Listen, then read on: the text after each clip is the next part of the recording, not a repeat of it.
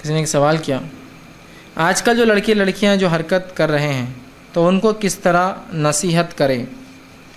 دیکھیے، جو آج کل لڑکے لڑکیاں بہرحال جو حرکتیں کریں ان کو کیسی نصیحت کریں، اس تعلق سے انشاءاللہ عزیز میں ایک تفصیلی عنوان بنا رہا ہوں کہ عشق مزاجیاں اور اس کے نقصانات، تو اس کی انشاءاللہ تفصیلات میں کیوں ہوتا ہے اور اس کا کیا علاج ہو انشاءاللہ عزیز۔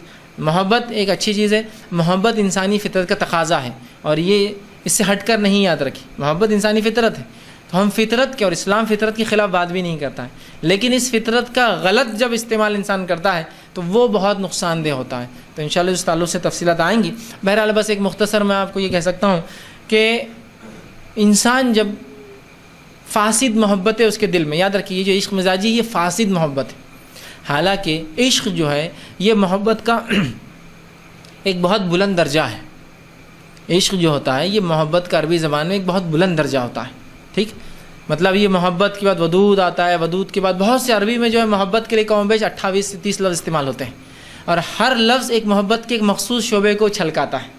ایک ظاہری محبت، ایک دلی محبت جو اظہار نہ ہو کبھی جس کا، ایک وہ محبت جس کا اظہار ہوتا ہے لیکن دل سے نہیں ہوتی، جیسا منافقین کی محبت تھی، صرف بتاتے تھے ہم اسلام کے پاس ہیں، اندر سے نہیں تھی۔ تو محبت کے لیے کئی الفاظ استعمال ہوتے ہیں، ٹھیک ہے؟ جیسا کہ اللہ کی صفت ودود ہے، مطلب اللہ ودود کا معنی یہ ہوتا ہے کہ سامنے والا محبت کرے نہ کرے وہ ذات محبت کرتی رہتی ہے۔ ودود، اللہ پورے انسانوں سے محبت کرتا ہے، پوری مخلوق، وہ چاہتا ہے سب جنت میں جائے، لوگ لیکن اللہ سے محبت نہیں کرتے کہ جنت میں اعمال کرے، ہے نا؟ تو ودود اس کی ایک صفت ہے۔ ودود بھی ایک محبت ہے جو ایک طرفہ ہوتی ہے، سامنے والا کرتا رہتا ہے، تم کرو مت کرو، جواب دو مت دو، اس کی محبت جاری، اظہار میں اس کی محبت۔ تو یہ ہے، تو درجے ہیں اس کے، تو عشق اس میں ایک اونچا درجہ ہے، لیکن عشق کی قسم فاسد محبت، فاسد عشق جو بیکار ہوتا ہے، جو بیماری والا عشق ہوتا ہے، تو وہ عشق کا سب سے پہلی وجہ یہ ہوتی ہے کہ انسان کا دل خالص نہیں ہوتا ہے، جس کی وجہ سے وہ فاسد عشق اس کے دل میں آ جاتا ہے۔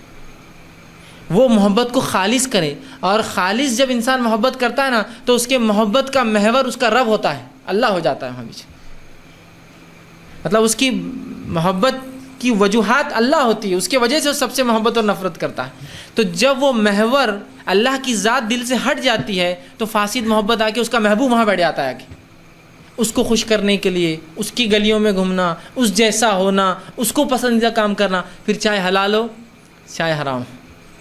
تو سب سے پہلے جس کو ایسا فاسد عشق ہو جاتا ہے وہ اپنے محور، اس کے دل کو خالص کرنے کی ضرورت ہے، اس کو اللہ اور اس کے رسول کی تعلیمات کی ضرورت ہے، تاکہ اپنے عشق کے محور کو وہ اللہ پہ ڈال دے۔ جب اللہ مطلب اپنے محبت کا سب سے مین بنیاد اس کا رب ہو جائے، جب اس کا رب اس کے لیے محبت کی بنیاد اس کے دل میں آ جائیں گا تو تمام محبتیں اس کے بعد اس کی اس میں رہتی کہ اللہ سے محبت تو اس کے رسول سے محبت، اللہ سے محبت اس کے رسول سے محبت، اور ان لوگوں نے جس سے محبت کیا اس سے محبت، اور ان لوگوں کے تقاضوں کے مطابق محبت کی پھر درجات وہ دیتا ہے، نہ کہ وہ پاگل پن سوار ہو جاتا ہے۔ اور علامہ ابن تیمیہ رحمہ اللہ لکھتے ہیں کہ جب انسان کے دل میں فاسد محبت آ جاتی ہے تو در حقیقت اس کا وہ محبوب یا وہ جس کا عاشق ہوتا ہے وہ عاشق اللہ کی جگہ لے لیتا ہے اور ریپلیس کر دیتا ہے رب کو، اور ایسی فاسد محبت بھی شرک ہے۔ اور اس کا نتیجہ وہ کہتے ہیں یہ فاسد محبت میں جو اپنے محبوب کو انسان رب بنا کے شرک کرتا ہے، اس کی دلیل یہ کہ اگر اس کو اس کا محبوب نہ ملے تو اپنے آپ کو مار لیتا ہے، کہ تو سمجھتا ہے اب زندگی ختم ہو گئی۔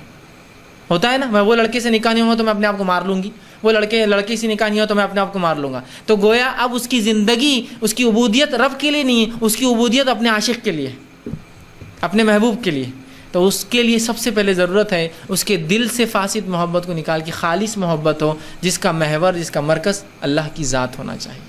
اس کے اطراف پھر پوری محبتیں گھومنا شروع ہو جاتی ہیں، اور عشق محبت کا ایک درجہ ہے، شریعت نے اس کو ختم نہیں کیا۔ نبی اکرم صلی اللہ علیہ وسلم کے زمانے میں ایک واقعہ ہوا، بہت ساری کتابوں میں یہ واقعہ آتا ہے کہ آپ صلی اللہ علیہ وسلم کی ایک جو ہے ایک لونڈی تھی، غلام تھی، ماں عائشہ کے پاس جو خدمت کرتی تھی۔ ہوا یوں کہ ان کو جو ہے ماں عائشہ نے اللہ کے رسول نے شاید عباس رضی اللہ عنہ پیسہ دے کر کہا اس کو آزاد کر دو۔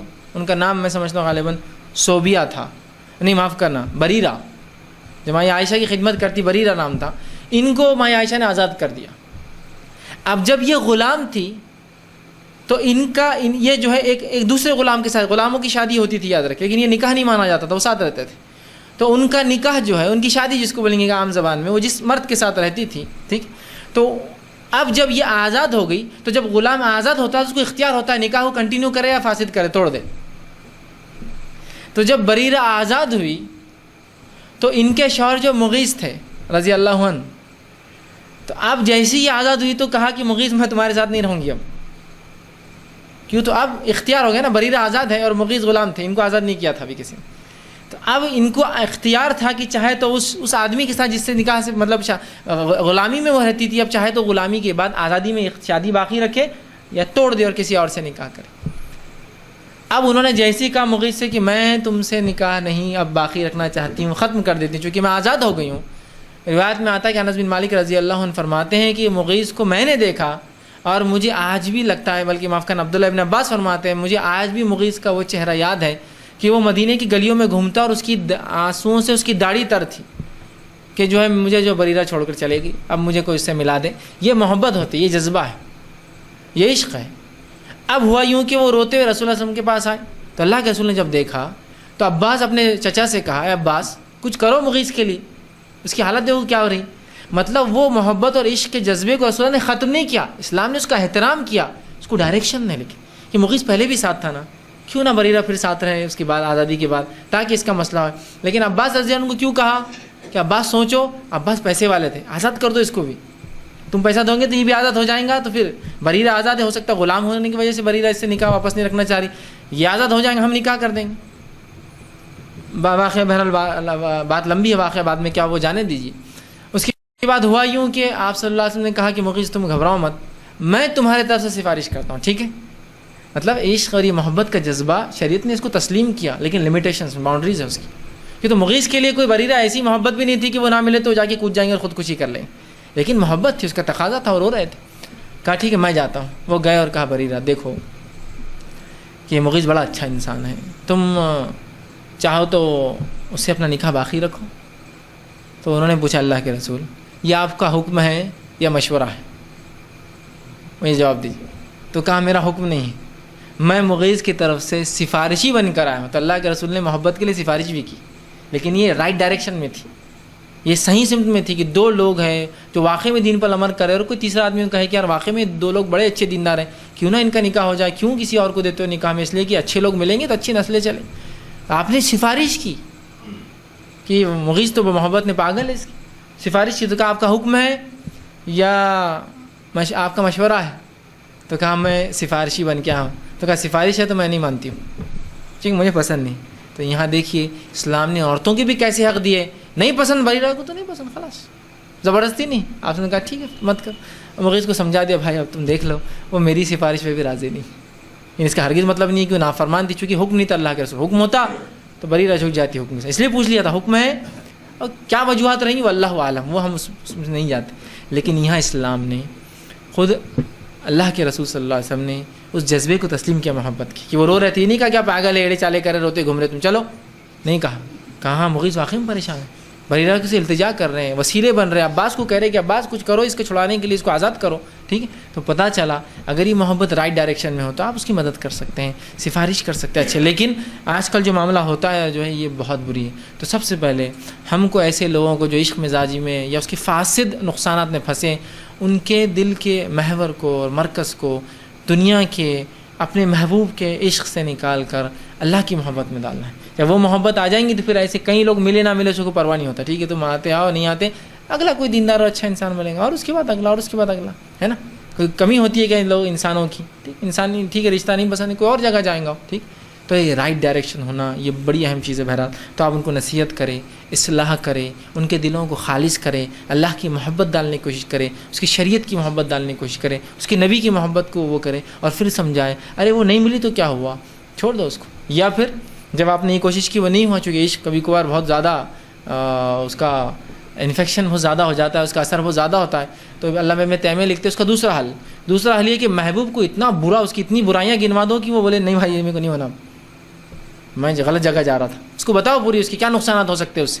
دیکھو تم مجھ سے شادی کریں گے تمہارا ٹانگا توڑ دیں گے وہ لوگ، ہم بیچ میں نہیں آنے والے.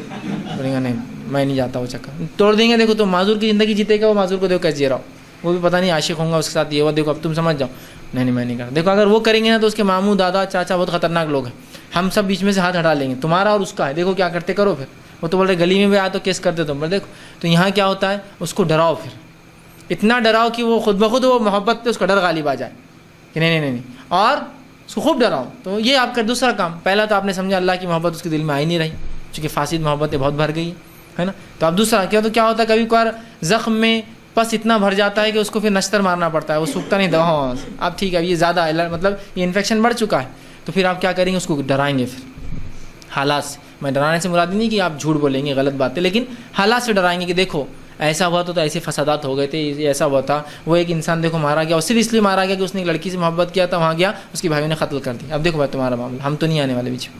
تو آدمی پھر گھبراتا نہیں بھائی. تو اس کو کیا کرو؟ خوف اس پہ دو کر دو، اس پہ خوب خوف طاری کر دو کہ ایسا ہو سکتا ہے. اور تیسرا حل، خوف طاری کرتے وہ کہتے پھر چھوڑ مت دو اس کو. چھوڑیں گے تو تھوڑے دن بعد وہ خوف نکل جاتا، اس کا فوراً اچھی لڑکی سے نکاح کر دو جس میں ویسی صفتیں ہو جو اس لڑکی میں تھی. مطلب ایسی کوئی لڑکی دیکھو جس میں ہو ویسی کچھ صفتیں ہو، جیسے خوبصورتی پسند تھی، مالداری پسند تھی، حسب نسب تھا، تو ویسی کوئی کوالٹی کوئی لڑکی اور ملتی ہے، فوراً نکاح کر دو. تو یہ ڈر اور پھر وہ نکاح ہونے سے اس کی محبت غالب آ جائیں گی، پرانا ختم ہو جائیں گے. ٹھیک ہے، تو یہ بہرحال کچھ حل ہو سکتے ہیں جو آپ، اور ہر علاقے کے عاشقوں کے اپنے مسائل اور ان کے اپنے حل ہو سکتے ہیں. لوکل باڈیز زیادہ بہتر سمجھتے ہیں کیسا نکالا جائے، بہرحال وہ اس کا علاج کریں.